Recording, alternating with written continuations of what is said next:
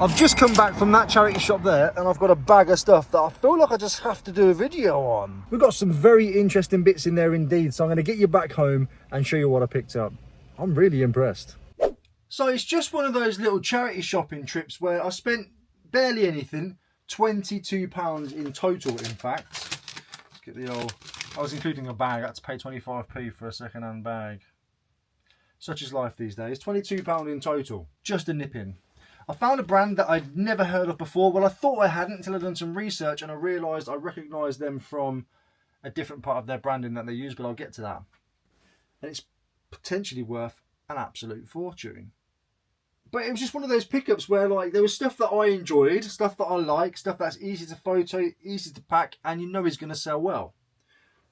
We'll start off with this one. I thought it was really cool. EMOS of London. After doing a little bit of research, they seem to have been quite prevalent in the late 80s, early 90s. Outside of that, I can't really find much else, but it's a really nice, tropical, Hawaiian-esque, pocketed, short sleeve shirt.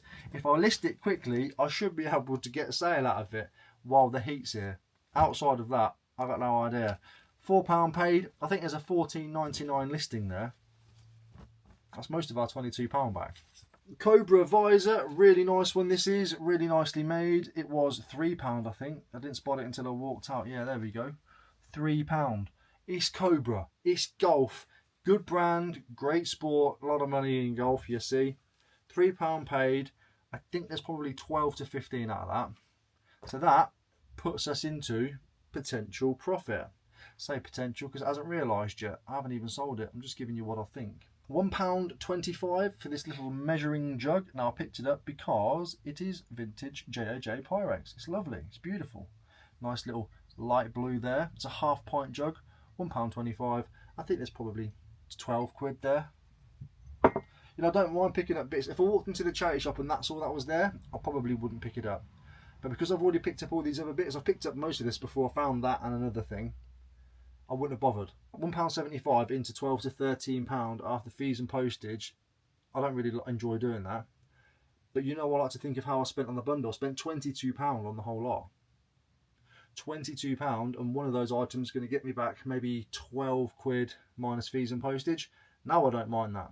Now I don't mind that. A Bose wave antenna. This was 50p. 50 little tiny p.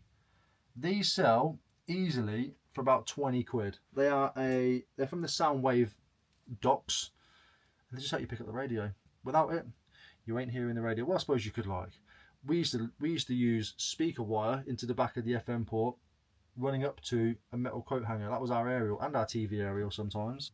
There we go. Bose was never focusing. This is a nice little lamp. I paid £3 for it. I believe it's Newlin or Newlin. Don't know how you say it. Newlin. Wow. It's from Cornwall, Cornish ware. It's not Cornish ware. Well, would you call it Cornish ware? I don't really know. I think over its time it has had a replacement collar, whatever you call these, because the ones I'm finding are all brass, and brass does make sense. Do you know what I mean? It does make sense to have that being brass. But it's a really, really, really nice lamp. It's actually the first thing that I picked up while I was in there. Solds of these, Etsy, one similar, has sold for 80, and eBay, one which I believe is exactly the same, but with brass neck on it, has sold for £44.99. So for £3, it's a worthy investment. Now I don't know what I'm excited about more out of these two. Which one I want to show you first? I think I'll show you this one first because I've only just learnt about this brand, kind of. So £3. We've got a set of Sony Video 8 video recorder cassettes. Now, you know, old Sony tech can do very, very well, especially tape cleaners and things like that. If you can find a brand new vintage Video 8 tape cleaner or any kind of tape cleaner by Sony, you're in the money. Oh, hang on a minute. What is that? Is that a 2-pack of cassettes plus a tape cleaner? Oh, beautiful. Sorry to be that guy. So somebody has sold a set of 3 of just these tapes alone for $39.99. Sold it twice, actually. And the video cleaner that's in there, somebody sold one for 50, 40, 70, 80. Listings are around about the same as well. But you have to remember, not everybody understands fully the value of these items. So what I'm going to do with the tape cleaner one is list it high and let it sit there. I'm going to list it for $79.90. I'm going to break this down am I going to break it down? I don't know if to break it down or not. Originally it was $9.95 for that. I don't know what to do, but what I think I can do is I can get 2 of these cassettes. I think I can get 30 quid for them, maybe $24.99 quite easily. And I genuinely believe I can sit on and wait for top money on the not for sale tape cassette cleaner and get about 80 quid for it. I really genuinely think I can. So something to look out for. I'm always blowing smoke up Sony, and I'm always telling you about how good old Sony stuff is.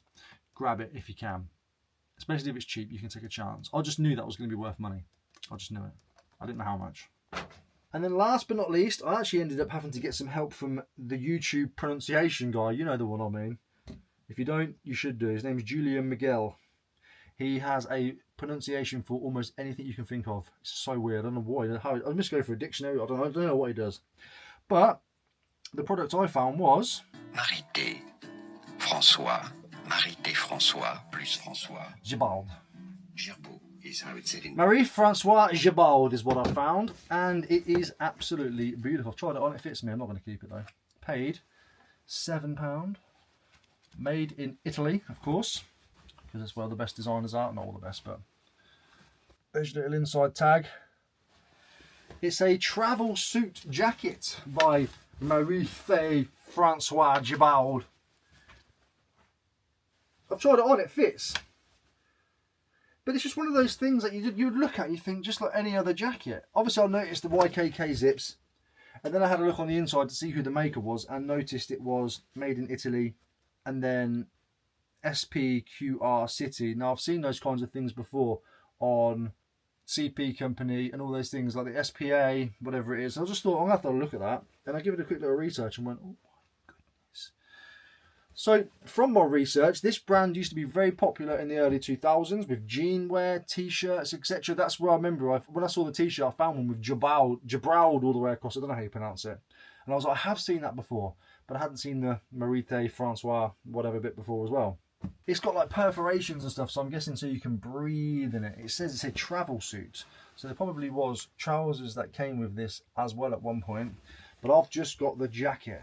I'm seeing sold, so there's a Supreme collaboration with these as well, so you know there's got to be some provenance in the name. Jumper sold for like $400. Jeans and trousers anywhere from $40 to $200. Dresses and jackets around the same sort of thing.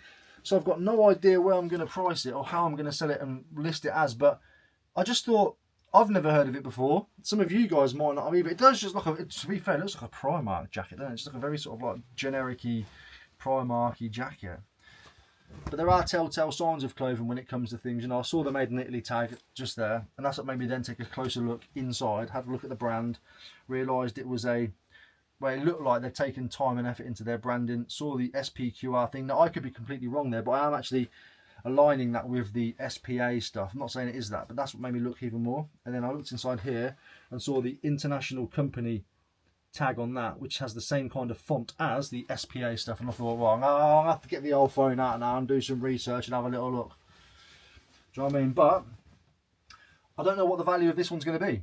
It's either going to be triple figures or it's going to be high double digits. I don't know. But I spent £22. We've got whatever that might be. I reckon there's probably £100 there in total, split or not split. 15 there, 15 there, 20 there, 10 there, and 40 there. 40, 50, 60, 70, 80, 91, 200, and who knows what. 200 and who knows what. Up for the £22 spend for a quick nip in. I think we'll take that, won't we? Did you know that Sony cassette cleaners, especially brand new, can be worth a lot of money? Or have you got any other brand that you didn't realise was worth a lot of money until you got home one day and went, boom, stuck that straight in your arsenal? I'll see you in a bit. Do us a favour, like and subscribe before you go. I really appreciate it.